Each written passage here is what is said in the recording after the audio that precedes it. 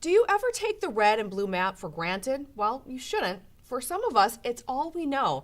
It's a symbol of political division in the country, but it wasn't always that way. Some generations remember a time when it wasn't part of the election night at all. Hard to imagine now that the red and blue map has become an election staple. For more on our country's elections first, we turn now to presidential historian Mike Purdy. Welcome back, Mike. Thank you. I think a lot of us can't remember a time when this red and blue map wasn't around, but it hasn't always been that way, right? When did the map first make its debut, and how did it all get started?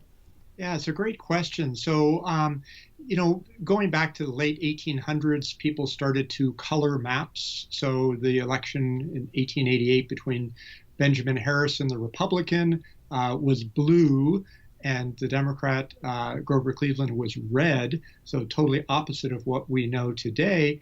And in some ways, they picked blue at that point because, a lot of Republicans coming out of the Civil War time lived in the North, and the Union colors were blue. A lot of times, left-leaning parties are considered red.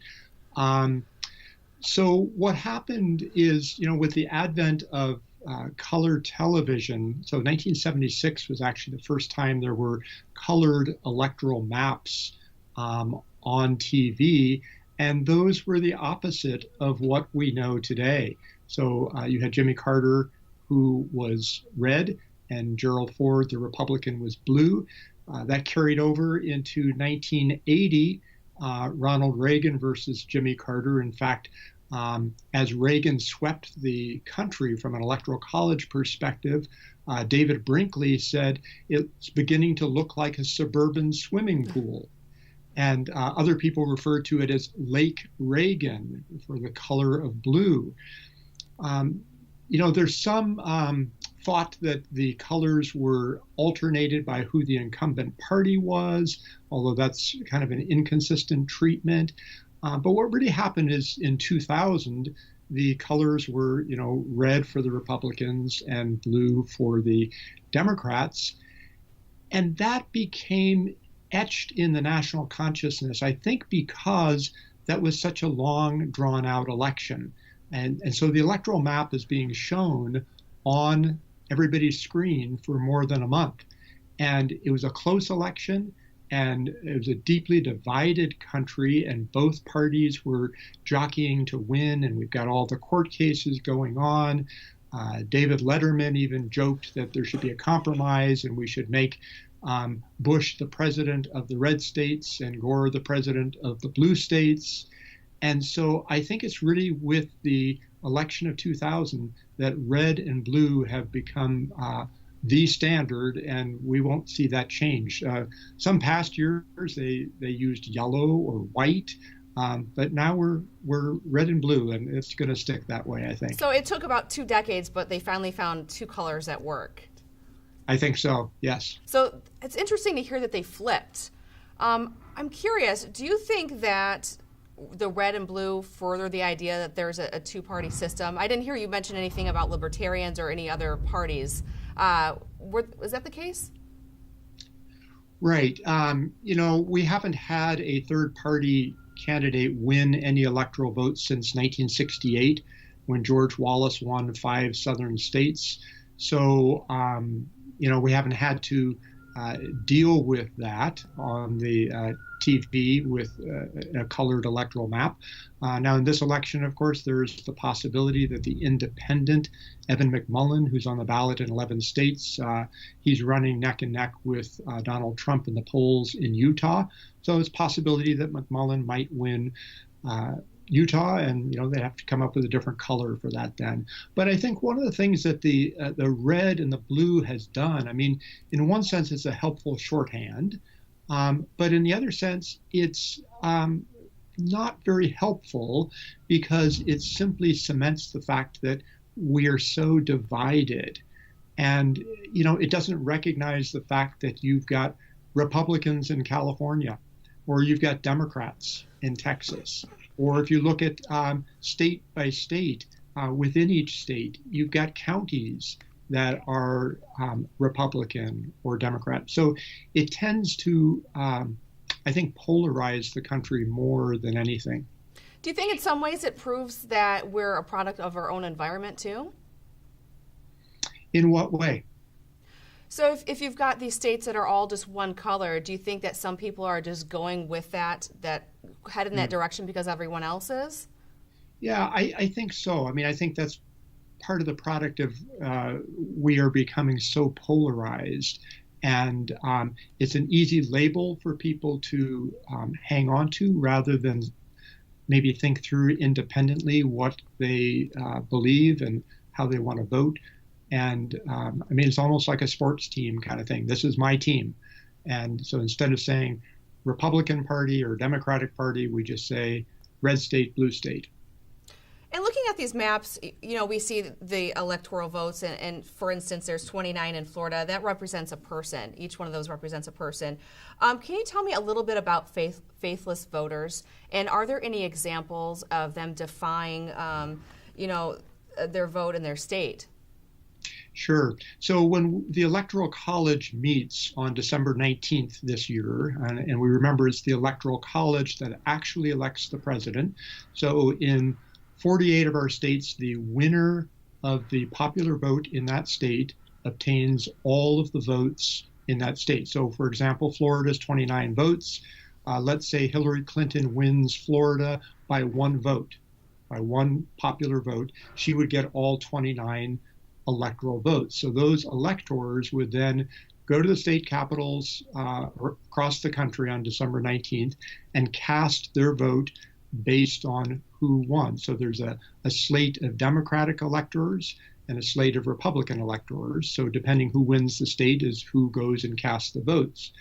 So what happens if one or more of those electors doesn't vote for who they're supposed to? So that's what's called a faithless elector. Most states have laws that say that the electors have to vote for who won the state.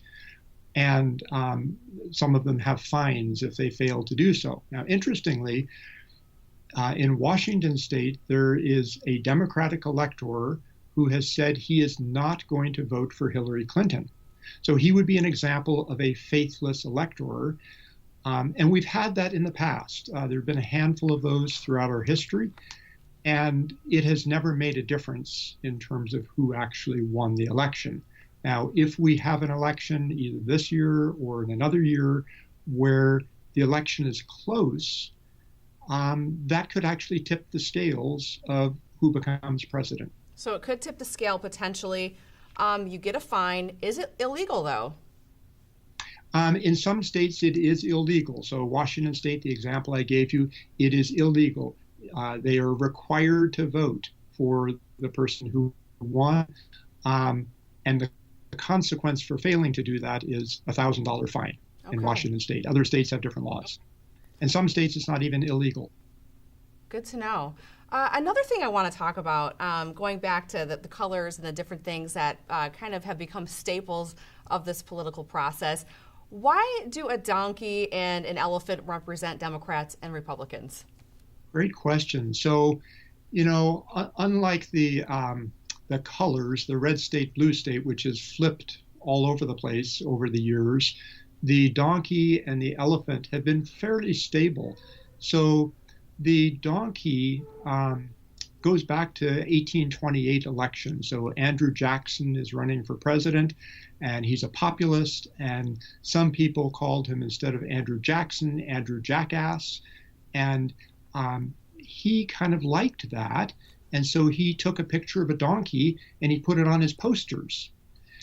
So he took an insult and turned it around into a positive. And other candidates historically have done similar kinds of things. 1840, William Henry Harrison was criticized for just being content to drink hard cider in a log cabin. It was an insult.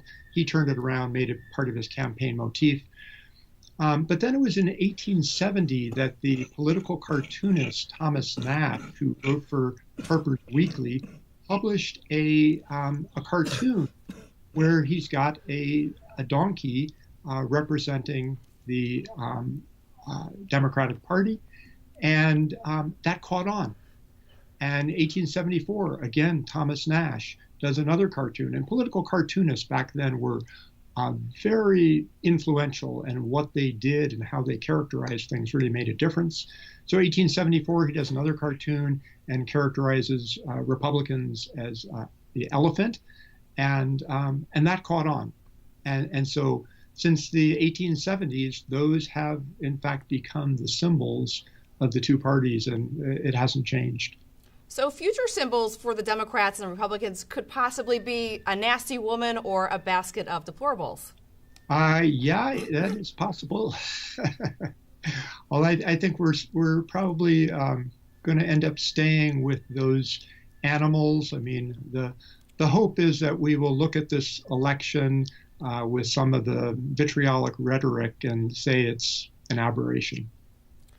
Since we're talking about election first today, we've seen a number of firsts this election season. Looking at Bill and Hillary Clinton, would they be the first couple in world history of a democratic nation electing both spouses to hold the nation's highest office? Actually not. So Argentina has actually paved the way ahead of us. So you can go back to the 1970s.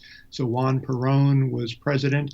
When he died, his vice president was his wife, Isabel, his third wife, and she became president. And then currently, the current president of Argentina, Cristina Kirchner, was elected president, and after her husband had been elected president, and she's actually been reelected as well. So it has happened. It's not a common occurrence, though.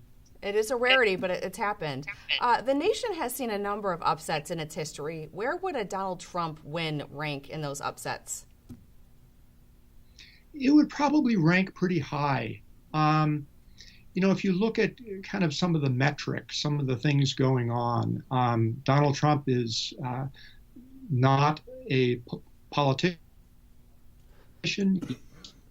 political office, never been in the military, never had a point of office. And these are things that all of our presidents have had. So that would be unprecedented. It would be an upset. Hillary Clinton has the edge when it comes to fundraising, endorsements from newspapers, endorsements from Republicans, her ground game, significant advantages. Hillary Clinton also has the edge currently on polling. So as of today, the Real Clear Politics average for the Clinton-Trump race, actually in a four-way race, has Clinton up 3.2%. Now, might there still be an upset? Yeah, there could be. There's always a margin of error for those.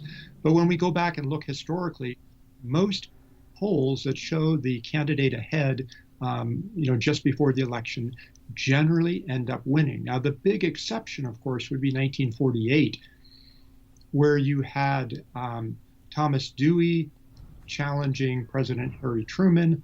All of the polls said that Dewey was going to win.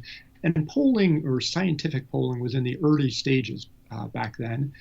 So one of the pollsters, Elmo Roper, said in September of 1948, he said, it's obvious that Dewey is going to win, and I have things to do with my time than continue doing polling. And so he stopped doing polling in September of 1948, before the November election. Well, of course, there's that famous newspaper headline of the Chicago Tribune that Harry Truman holds up with a big grin on his face that says, "Dewey defeats Truman." And so that was one of the big upsets, of course, where Truman came from behind and upset all the pundits, all the polls. And polls are simply a reflection of what people think on that day. And there's difficulties sometimes in the methodology of polling as well. You could argue that either way the election goes, about half the nation will experience an upset.